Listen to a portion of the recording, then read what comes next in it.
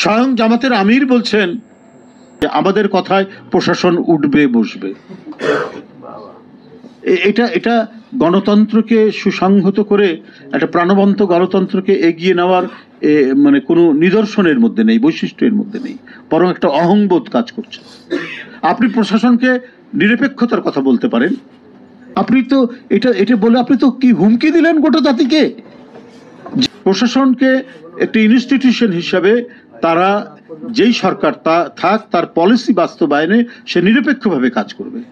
কিন্তু আমি প্রশাসনকে যদি বলি আমার কথায় উঠবে আর বসবে, তাহলে তো আপনি আরেকটি দানবীয় শাসন তৈরির একটা ইঙ্গিত দিলেন, তার মধ্যে আরেকটা শেখ হাসিনা হওয়ার, আরেকটা ফ্যাসিবাদ তৈরি হওয়ার ইঙ্গিত দিলেন। শেখ হাসিনা তাই করেছেন। তিনি পুলিশকে বানিয়েছেন ছাত্রলীগ, উনি র্যাবকে বানিয়েছেন যুবলীগ, এবং তারা গুম করে আনন্দিত হয়েছেন এবং সেটা গিয়ে রিপোর্ট করতো শেখ হাসিনার কাছে। তো এখন আজকে যে রাজনৈতিক দলের নেতাটি বললেন যে আমাদের কথাই উঠবে আর বসবে, তাহলে তো ওইটারই আমরা ইঙ্গিত পাচ্ছি।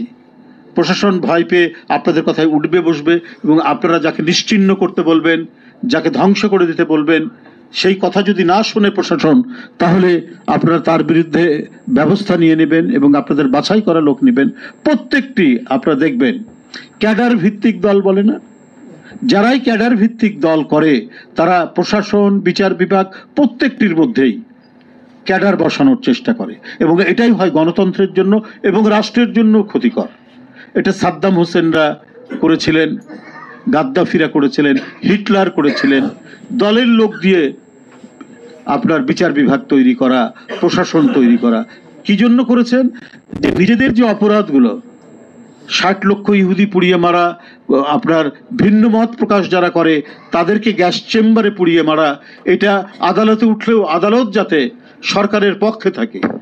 তো এটা কিন্তু ভয়াবহ ইঙ্গিতবাহী এই কথাটা। যিনি বলেছেন তিনি জামাতের একজন